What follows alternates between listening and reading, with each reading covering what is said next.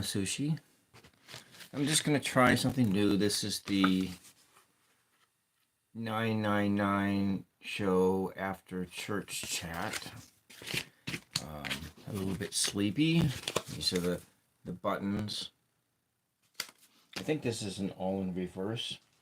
But I kind of wanted to, I was like thinking about some of the things.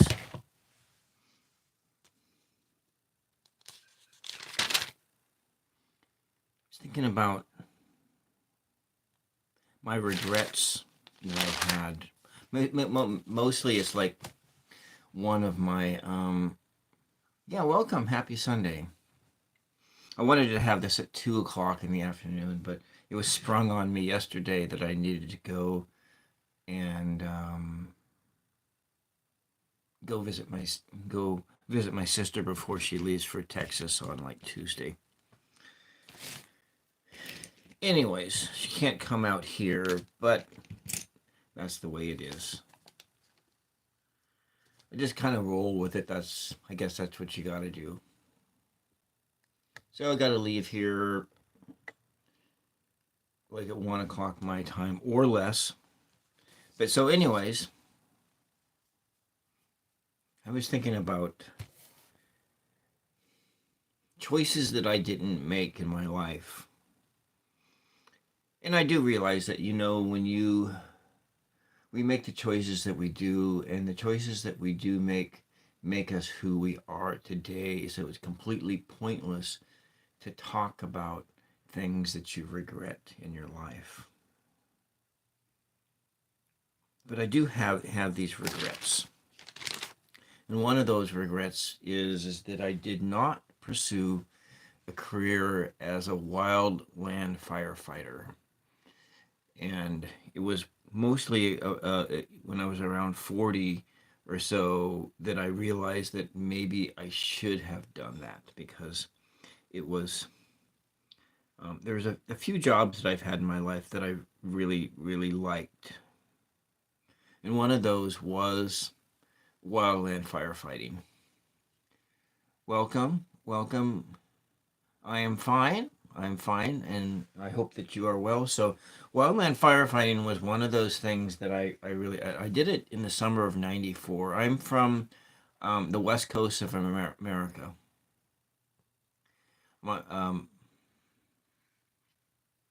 And welcome. So I'm from the west coast of America. Anyways, wildland firefighting was one of those things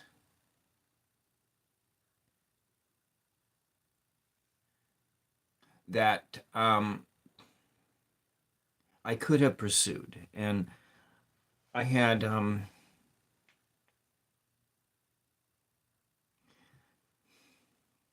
I realized probably like 10 years ago that I should have pursued it as a career. And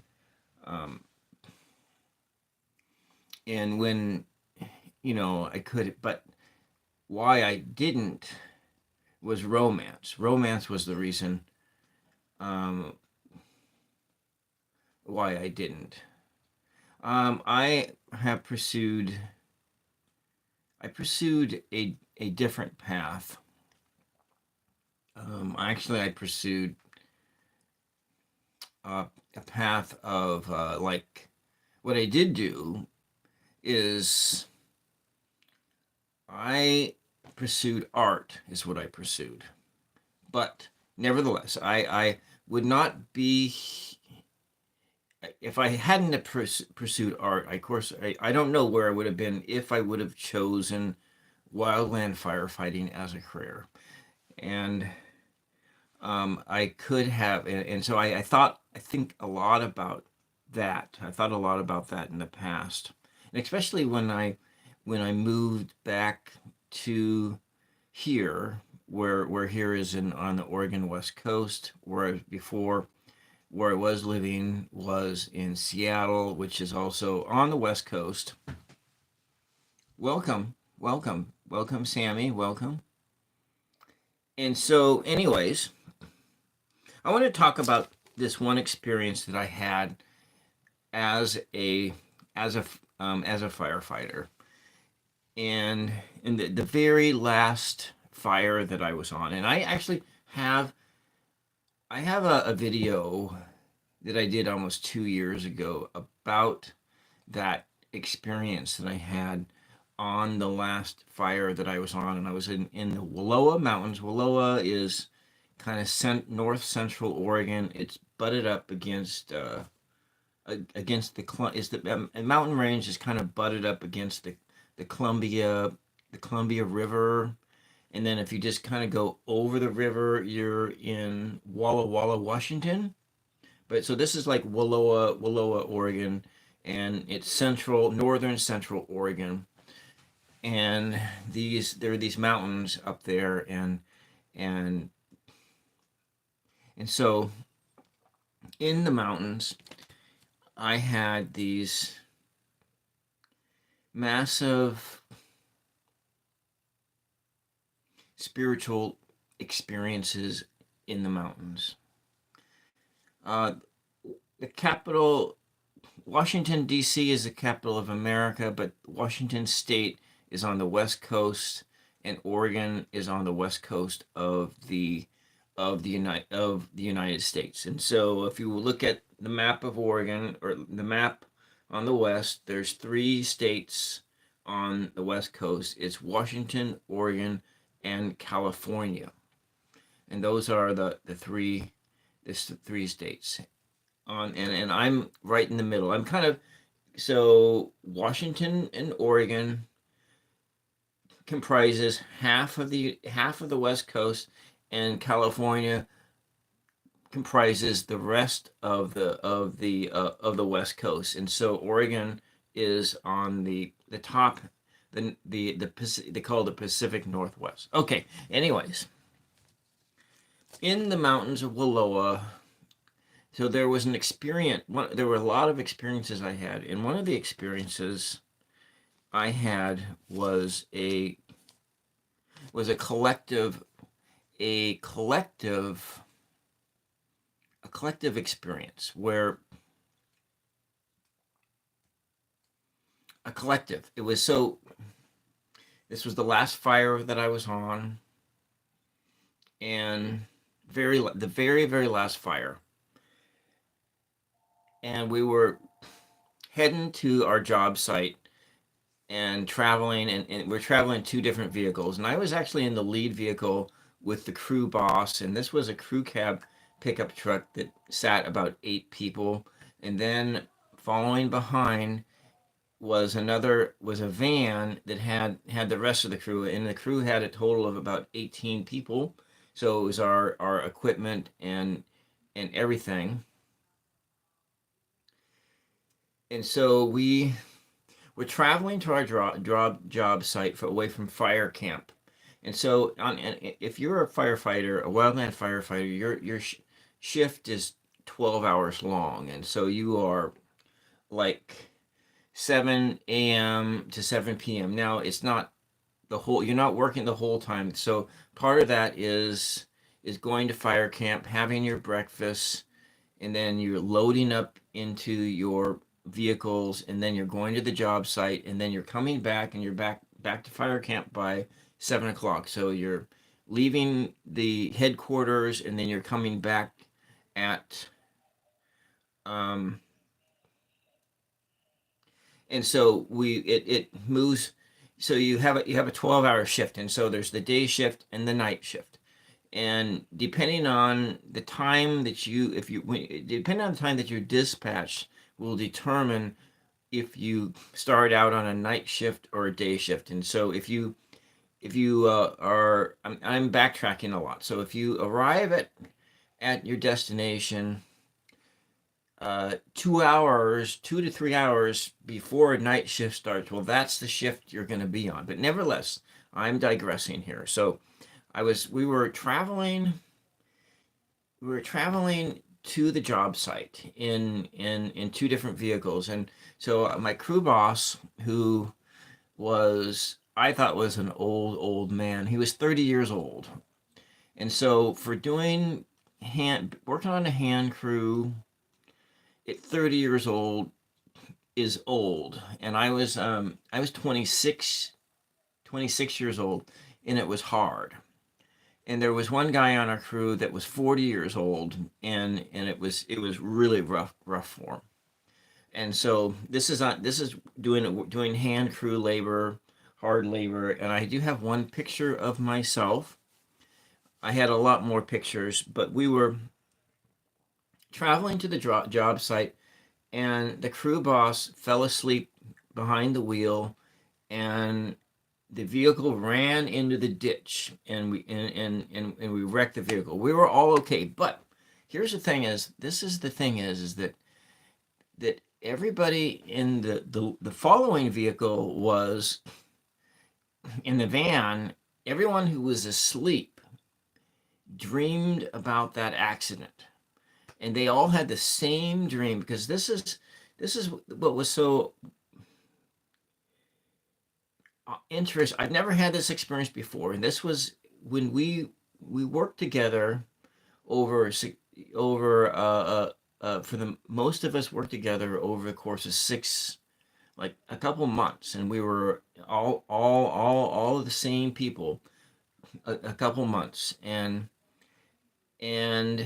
we were so in sync together that in that experience we dreamed the same dreams. I was asleep, everyone was asleep, and then the crew boss fell asleep, and the car went into the ditch, and the vehicle went in the ditch. Now, one of the regrets I have from this experience is that in the glove box of that vehicle, I had several rolls of film of pictures that I had taken from previous fires, and I lost all of those pictures. Now that's one of the things I lost from that. I lost these pictures. I have one picture of myself in as a firefighter, and I will post that. I think I have posted it before, even in some of my videos and so forth. But let me just see if I can just pull it up on my tablet. And you can see. So this is me when I am 26 years old and on a rest break in the middle of a forest, working in the woods as a firefighter. And so that's and that this is me. The only picture I have, but I took multiple pictures. I took multiple pictures of working as a firefighter, and I always wanted more, but I kind of wanted to go back.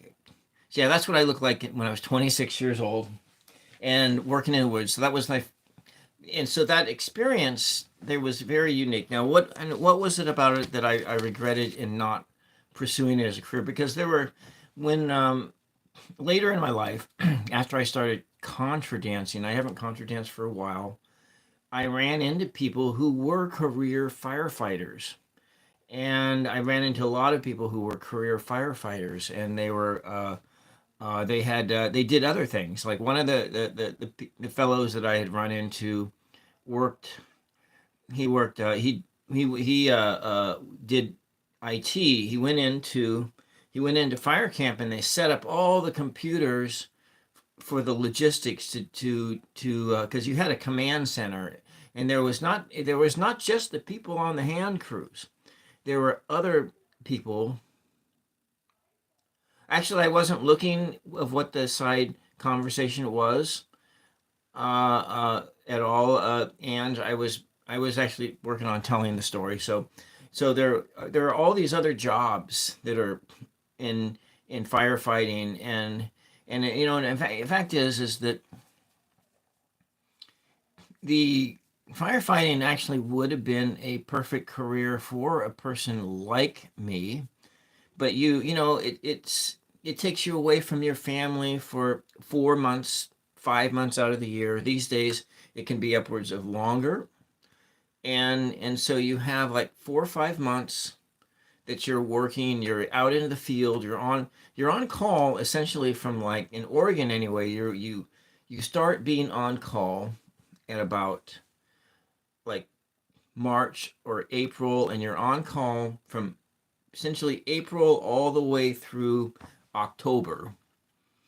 And so anyways, between these times, and so my regrets in this is that I never pursued this as a career. So what I could have done was, because I had just, this was the first job I had out of college, and then I went from here, and then in the wintertime I went in and went to Israel, and I've Jeff has read on me before for this issue, but I met somebody and I had a romance, and because I was a young man and had a romance, my dad was really encouraging me to go back and do the firefighting. And he said, Bill, if this girl is really that special, she'll wait for you for when you get back. But you're a young man, hopped up full of testosterone, and all I was thinking about was maybe this is the one that's going to be the mother of my children. And I don't have any children, but that was that was that. And so yeah, and so that firefighting was something that I could have done, and for some reason I chose not to. But a lot of it is that if the pathway would have been this way, this is what the pathway would have been, is that I had graduated from college. I did have a math science background, and then I would have gone back and picked up a second bachelor's degree in forestry, and then with that degree in forestry with a focus on fire suppression. And so I think that would have been the path. And then I would have been done hand crews for a few more years, and then be a crew boss, because by the end of that Wallowa fire, I was actually teaching people. I taught people how to cut fire line, and I was doing the work of being like a squad boss. And so your squads are like six people crews, and so I was doing that, and so I was already coming into being into leadership positions. And so that was something that was in me, that I had those skills to be a leader. And maybe and so forth. Anyway, that's what, I don't know if that really says anything, and that's the story. But the regret is that I didn't really choose that as my career. And I realized as an old person, I'm an elderly person now. Well, not elderly. I'm in the middle of my life. If I live to be 100 years old, I'm past the halfway mark, just a bit.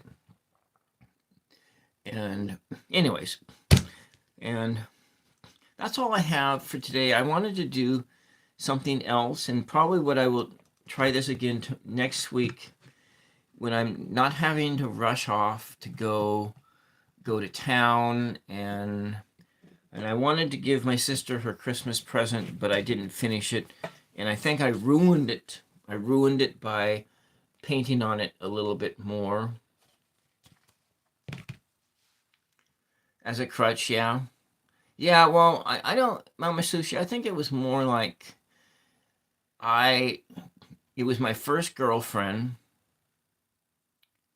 I'm going to, Jeff, I have opened up a practice channel, so I can start reading tarot. Let me show you a deck, a new deck, and then I'm gonna get off at the half-hour mark, and I have a a new Oracle deck, which for this is called the Mother Mary Oracle, and it appeals to my Catholicism.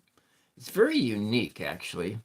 I'm going to post a video on my new tarot practice channel soon, but this is a now what's interesting about this is that I chose the pocket edition because the person who reviewed this deck said the pocket edition, because it has on the back of the card, it has kind of the affirmation and so forth.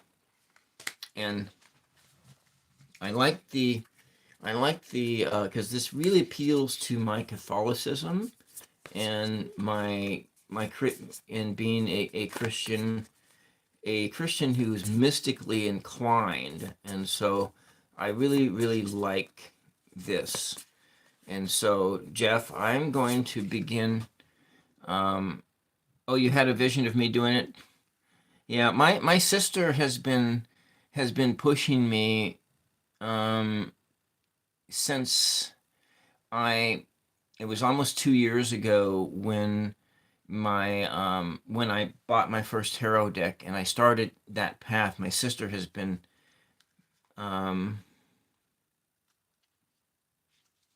yeah, anyways. And so this is, I like this, and I doing a video that I'm going to post on my new practice channel. And then when I feel Jeff, when I feel more confident, then I'm going to start up a whole brand new channel connected to this channel. And because I think YouTube allows two channels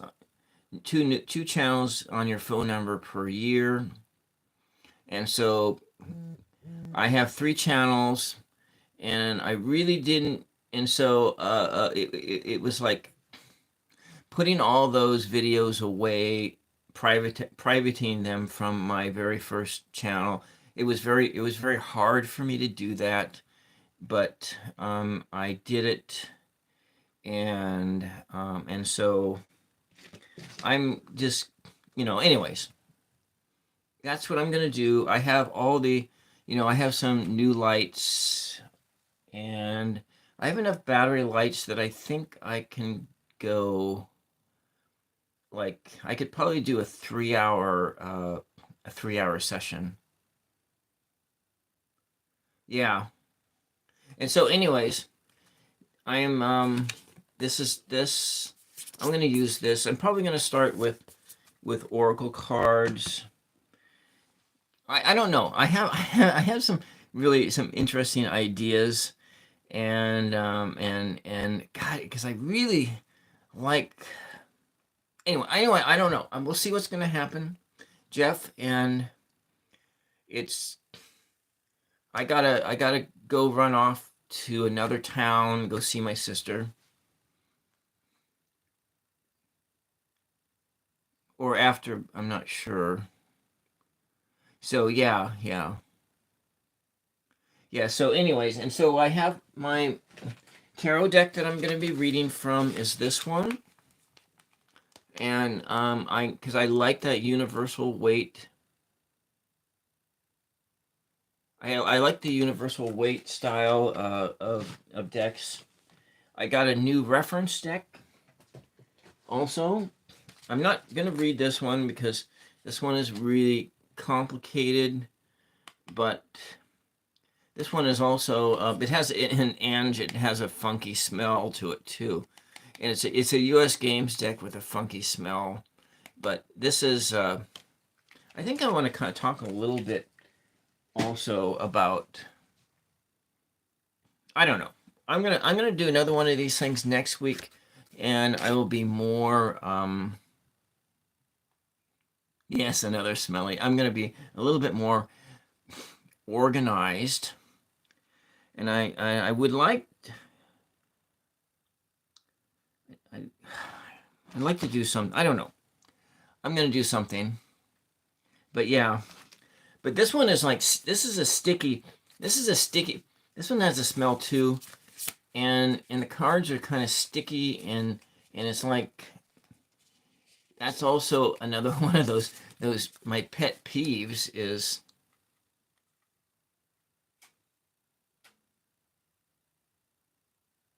you have Steve Schmidt to come on your show.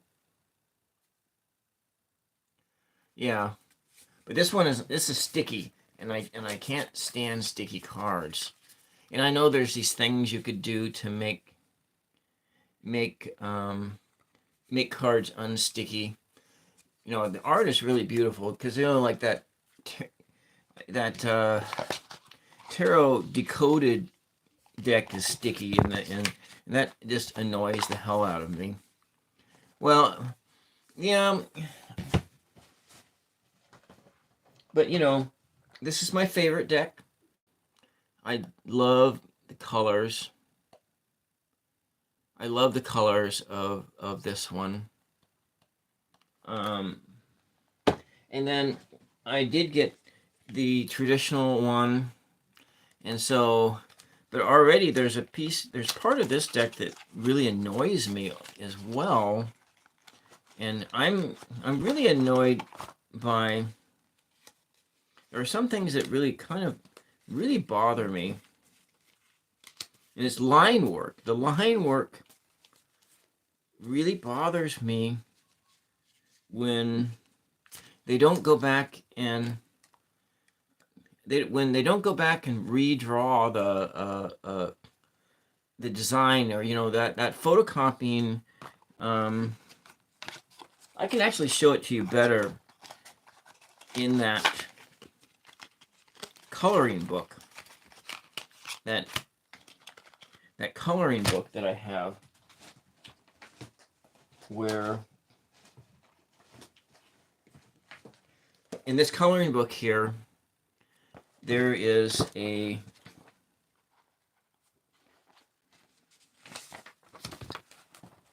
it's this stuff. It's all this, when they photocopied and just took those designs and not actually redoing this stuff and letting people fill in, and you know, fill in their own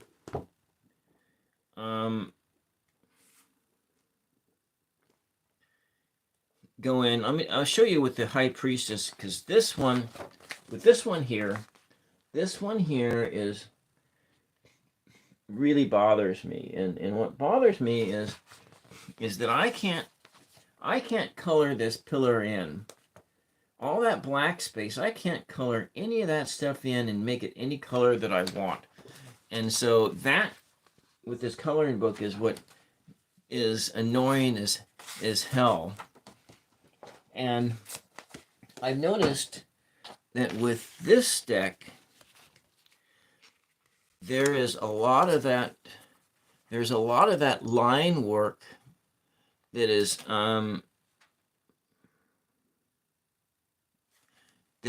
really too dark. It's that when they took the design, they took those card designs or whatever it was, and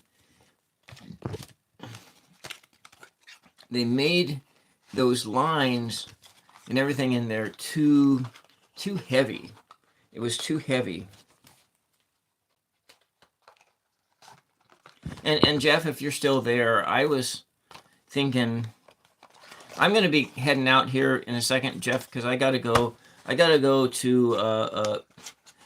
drive about 45 miles to go visit my sister and pick up our Christmas presents, because my mother and I were not able to go over to my sister's place for Christmas because Mom wasn't feeling very well, and also one of my headlights on my vehicle burned out. I haven't replaced it yet, and there was a heavy rainstorm that day, and I can't see in the dark. And I wanted to thank everybody for being here, but Jeff, I'm going to open that. I'm going to open that new my practice channel up for business in, like, at the end of this month. And so yeah, and so that's what I got. I'm going to be coming back on Tuesday night, and I'm going to work on that project that Moon Scarab has put me on, and I'm going to be working more on my. This is my own Oracle deck. I'm thinking. I'm not sure exactly. I have a vision about what it's going to be, so I started doing the stencil work on it, and so when I have the second one of these things done, I'm going to send the second one of these things done to Ange, who has been such a good worker, a good moderator here, and I've appreciated. So that is so yeah. So it'll be when I'm gonna be creating a crosswords oracle.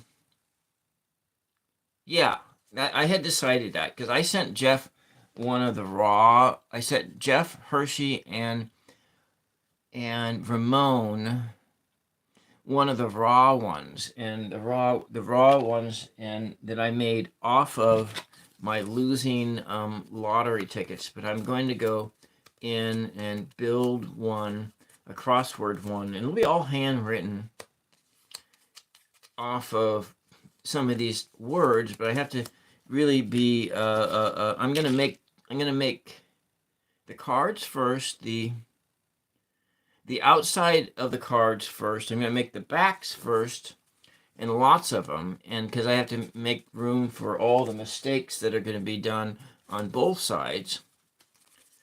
And so, yeah. And so I like that with it. And so that's what I'm going to be working on this channel.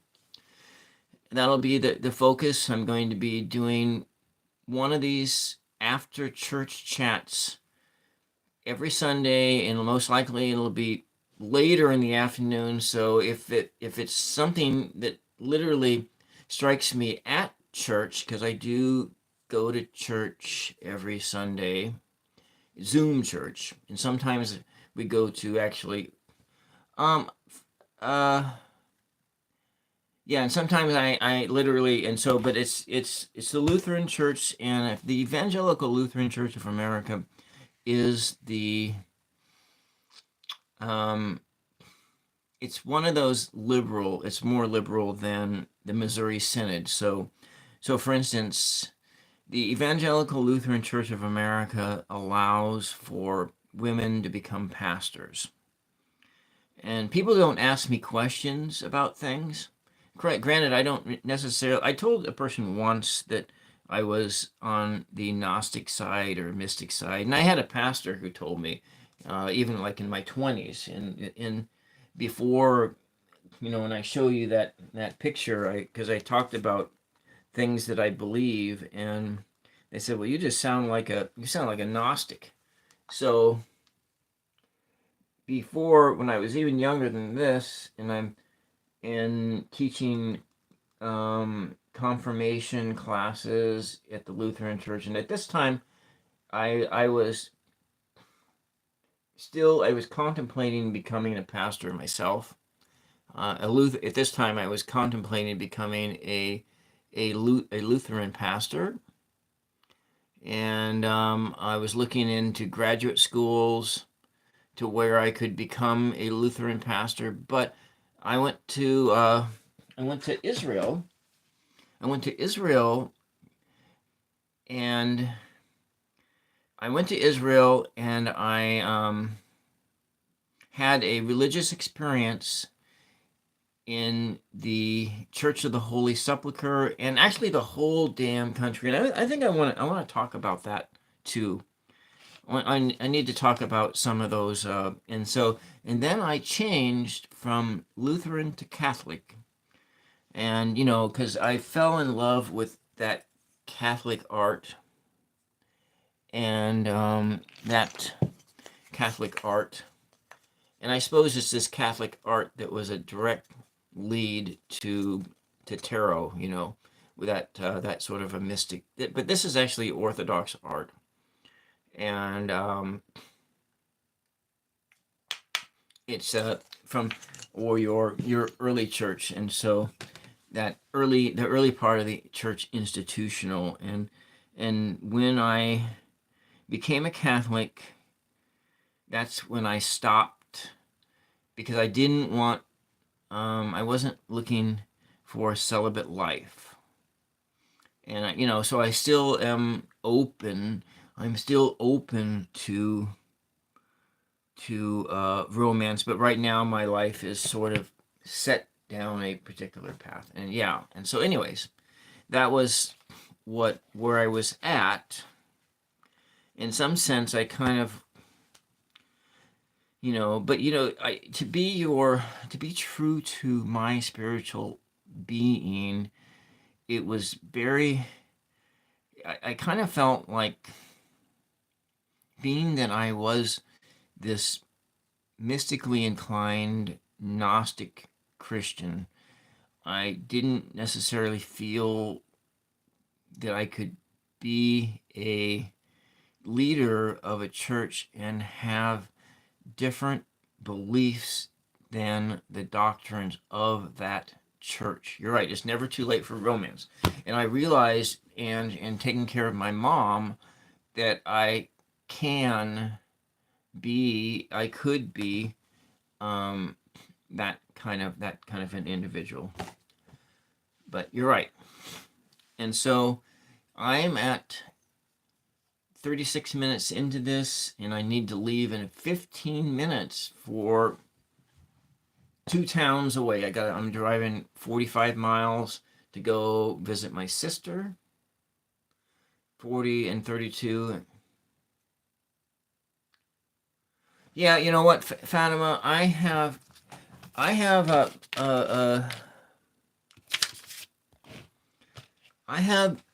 the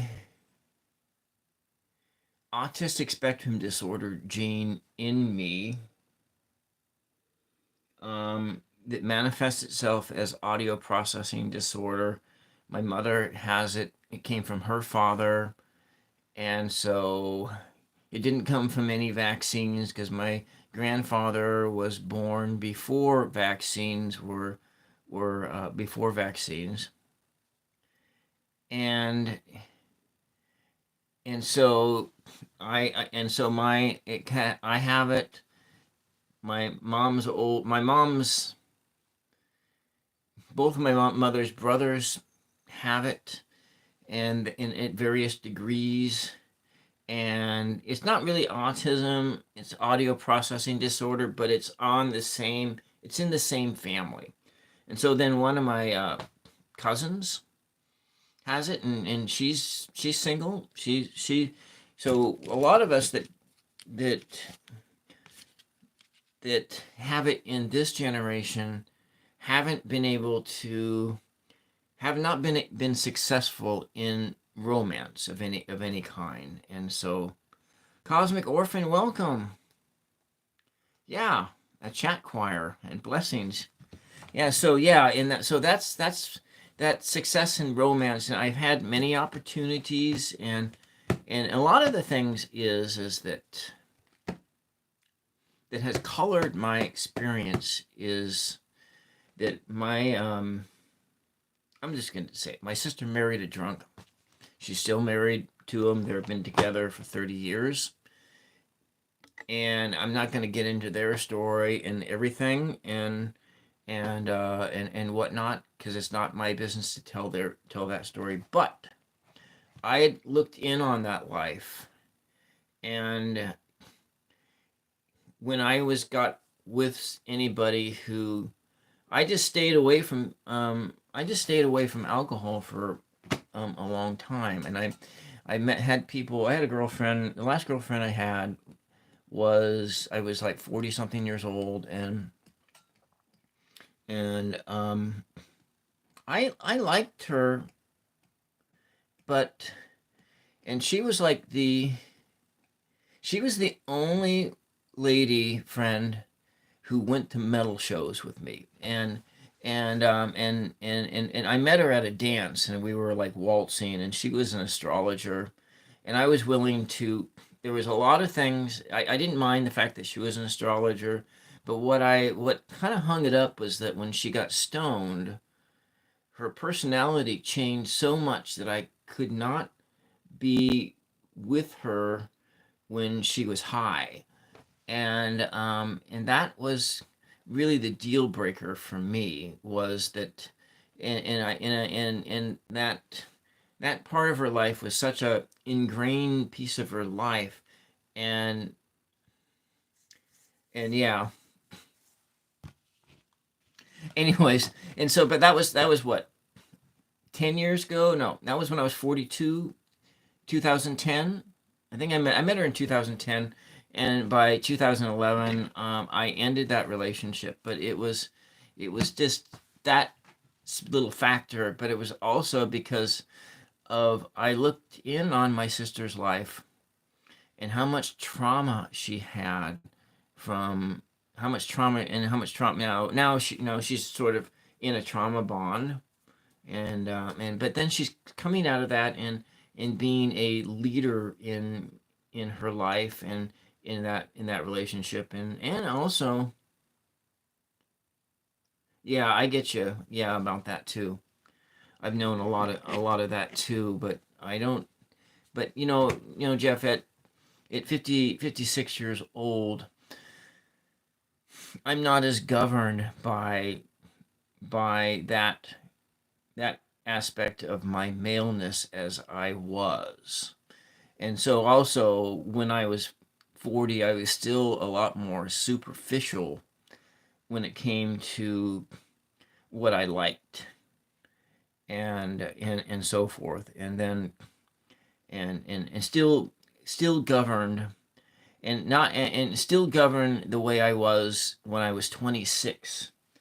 And now granted, that girl that I met in Israel when I was 26 was she was not she was not really what I would have considered my ideal, but I liked this the spiritual connection that we had, and that spiritual connection that I had with that person sort of ruined me for other people. And anyways, that's another story.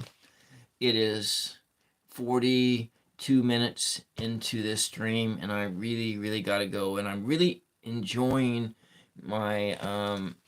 I didn't think I would enjoy this, but this is the after church chat, and I'm gonna just give this a go for the next while on this show, and we'll just talk about stuff. If you have questions you want to ask me, but I kind of want to start with whatever I wanted to talk about first, and then questions from there. But so next week, I'll probably will go back to doing it at 2, providing. Wait, I know I have a funeral to go to on the 11th. The 11th is not on Sunday; it's on Saturday. And so yeah, okay, it'll be either at 1 or it'll be at 2. How about we say that? But I think that if I could make it at 12:30, then I know that more people from the East Coast could come. Thank you, Ange. Thank you, Ange. Yeah. Well, how about Cosmic Orphan? How about I wear my priest shirt, because I do have a priest shirt. And can I wear my 80s glam band rocker wig? If I could stand to wear that thing for more than 5 minutes, I will wear my 80s glam metal band wig that I bought for costume, and I can wear my priest shirt. I think I might. I don't know. I might wear that because I bought a priest a clergy shirt. Jeff needs to get one of those. I think I got it for like $40, and Jeff should certainly be able to afford a $40 shirt. And so Tom is lurking in the pews. And so anyway, that's enough. That's what I got for today for the after church chat. And thank you. And that's not the right card. We're looking at the after church chat, and this is all backwards. Yeah, I don't know. I don't know about that. I don't know.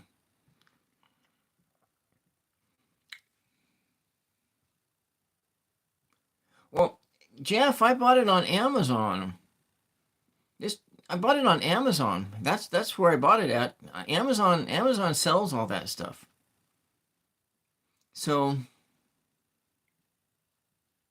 yeah. I buy everything on Amazon because I live out in the boonies, and though I'm not supposed to do because everyone says it's politically you're not supposed to support Jeff Bezos, but who in the retail business isn't a billionaire or some evil guy or whatever?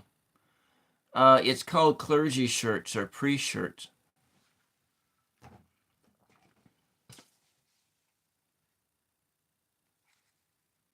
Um, well, okay, let me just. I'll look. Sorry. I'm just going to show you here. I'm going to go into my Amazon app and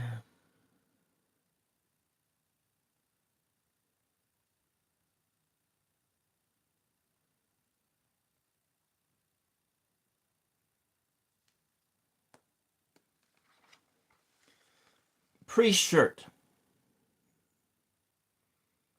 This is your priest shirt. Look, Jeff. Priest shirt with collar.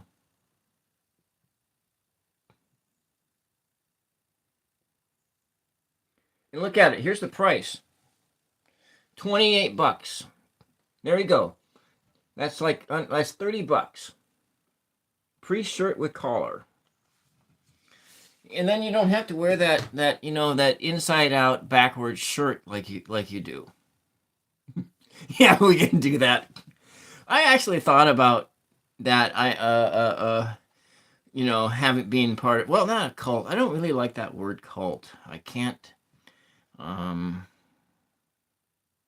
don't know. That's just another story. Anyway, I feel like we've had a blessed day today, and I'm so glad. Yeah. You like the word occult too. I yeah. Anyway, I don't know. I kind of feel really weird about wearing that shirt, though. What I originally bought that shirt was for the Chapel of Poetry, and so like when I first started doing YouTube videos, and I was working the graveyard shift as a cocktail server in the casino, and while I was entertaining myself on my days off, I built sets in the barn, and I did spoken word poetry. Every single one of those videos sucks. I mean, they're unwatchable, and I think Jeff has tried to watch one of those, and they're really unwatchable. Anyways, I built sets in my barn, and I did a series of videos called The Chapel of Poetry. And so a lot of my YouTube equipment that I have is from that era. Microphone stands, microphones. I have a lot of equipment that I don't even use because I'm doing this program all on an Android phone, and there's limited amount of stuff that I can do with an Android phone. And doing things on a computer would involve me cleaning this house and decluttering it and moving things and changing the space in here. And I've been meaning to do this for 3 years, but I got to do this. And so all you guys, I have enjoyed the show here. And if anybody feels like they could provide good commentary while I am on a Friday night playing my computer chessboard, I would bring you on as a somebody to entertain people while I am losing to this computer. I would bring you on as in the whole, you know, whatever. There might be a way to make a show here that might be really entertaining for people on Friday nights, while I play a board game, or there, or maybe something like that. Anyway, I'm talking too much, and my mom is saying that we gotta go. You know what, Jeff? What I'd like to do is, why don't we do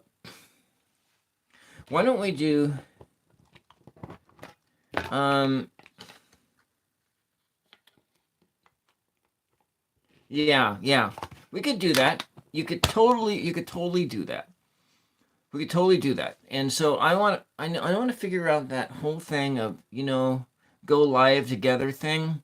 So it'll be the chess game on the bottom, and then it'll be my guest on the top of the screen, and that guest person would be responsible for livening up the game so that it is more entertaining to people.